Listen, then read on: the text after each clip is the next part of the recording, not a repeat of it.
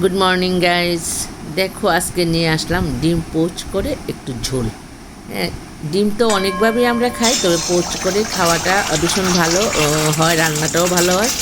আর একটু অন্যরকমভাবে রুচি পাল্টিয়ে খাওয়া যায় ডিম পোচ করে রান্না, একটু ঝোল।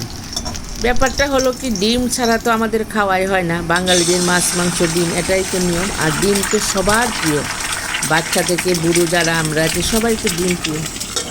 তো ডিমটা এক এক দিন এক এক রকমভাবেই আমরা রান্নাটা করি প্রত্যেকেই। আজকে আমি নিয়ে আসলাম পোচ করে, একদম পোচ যাতে কুসুমটা পুরোপুরি থাকে, ঢেকে ঢেকে ভাপিয়ে ভাপিয়ে নামিয়েছি। আর তোমরা দেখতে থাকো, একদম সহজ রান্নাটা, সবাই পারবে। এখানে দেখো কোনোটা ডিম হলুদ, আবার কোনো ডিম লাল। আচ্ছা, বাজার থেকে যা আসে ও সেই দিয়ে রান্নাটা করছি আজকে।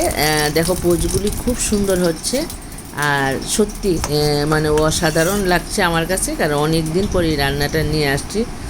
আর আমিও ঘরে রান্না করে খেলাম, এটাই সহজভাবে তাড়াহুড়া করে যখন রান্নাটা করা হয়, বেশিরভাগ ডিমের অমলেট আর ডাল দিয়ে আমরা খেয়ে চলে যাই। তারপরে দেখেন এখন মশলা মাংসতে যা যা দিই তাই হচ্ছে, পেঁয়াজ কষা দিলাম, তারপরে পেঁয়াজ কুচিয়ে আগে লাল করে একটু ভেজে নিলাম। তার কারণটা হলো পেঁয়াজটা যখন লাল হয় তখন রান্নাটা যে করা হয় খুব সেন্ট হয়। এখানে দেখো জিরে, হলুদ আর লাল লঙ্কা দিয়ে দিলাম। একটু পরে আবার এখানে একটু আমি জিরেও দিয়ে দেবো, আর ধনিয়ার গুঁড়া দিয়ে দেবো। এখানে একটু দিলে রান্নাটা একটু ভালো লাগবে, খেতেও ভীষণ ভালো হবে। এখন দেখো মশলাটাকে খুব ভালো করে কষানো হচ্ছে, কষাতে কষাতে একটু মানে হাতটাও ধরে যায়। একটু ভালো করে কষানো হলে রান্নাটা ভালো হবে, ঝোলটা খেতেও একটু ভালো হবে। আর ডিম পোচ তেমনিতে ভীষণ প্রিয়। আর আমার ঘরে তো করার সঙ্গে সঙ্গে প্লেটে করে পোচ খেয়ে ফেললো, ডিমের পোচ মানে প্লেটে করে ঝোল আর পোচ নিয়ে বসে গেল, সবাই খেয়ে ফেললো। আচ্ছা, যাই হোক, যে যেভাবে খেতে চায়। আর ভালো লাগলো রান্নাটা, বললো।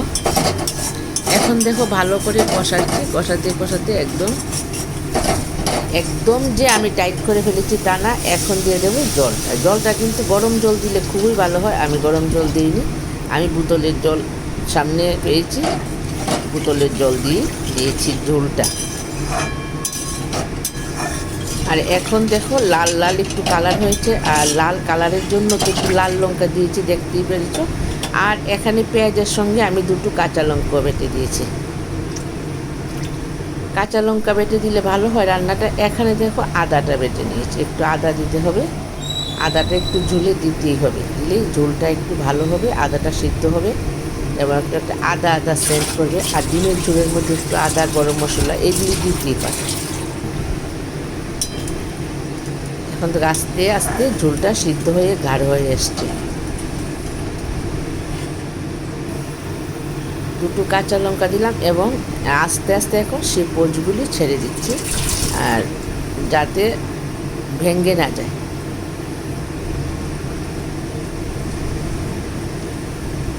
পোচগুলি কিন্তু সবগুলোই একদম মানে লুজ, এগুলি এখন ঝোলটার মধ্যে সিদ্ধ হবে। একটু দললে এগুলি ভেঙে যে কুসুমের যে ঝোলটা বেরিয়ে যাবে, কাজে আস্তে করে দিতে হবে যাতে জলটার মধ্যে সিদ্ধ হয়। খুব বেশি সিদ্ধ করতে হবে না, একটু ভিজা কুসুমের ভিতরটা একটু একটু লুজ লুজ থাকবে, খেতে ভীষণ স্বাদ। এটা ঘড়ি দেখে 3 থেকে 4 মিনিট সিদ্ধ করে নেবে, হেভি লাগবে। একবার করে এভাবে খেয়ে দেখো তোমরা, ভীষণ ভীষণ স্বাদ। একটু ধৈর্য ধরে পোচগুলি করতে হয়।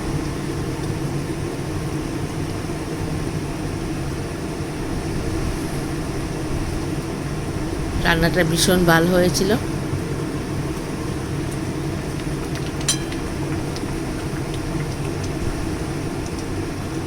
গ্রেভিটা কম হলেও চলবে, তাই আমি চাপিয়ে চাপিয়ে দিচ্ছি, এত বেশি গ্রেভি দরকার হয় না। দেখো কি সুন্দর একটা কালার এসছে, কীরকম লাগছে। এবার ভিডিওটাও অবশ্যই ভালো লাগলে একটা লাইক, একটা সাবস্ক্রাইব দিও।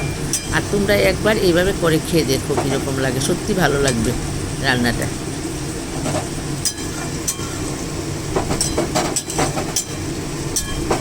আর আমার রান্না করতে একটু বেশি ভালোও লাগে, আমি সবসময় রান্না করি, ছোটোবেলা থেকে একটু মার সঙ্গে থেকে থেকে একটু রান্না শিখেছি।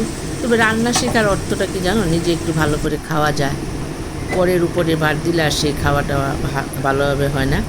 আচ্ছা বন্ধুরা, কেমন আছো তোমরা? সবাই ভালো থাকো, সুস্থ থাকো, আর আমিও ভালো আছি। আর আজকে ভিডিওটা এখানে রেখে দিলাম। ভালো লাগলে লাইক শেয়ার করে পাশে থেকো।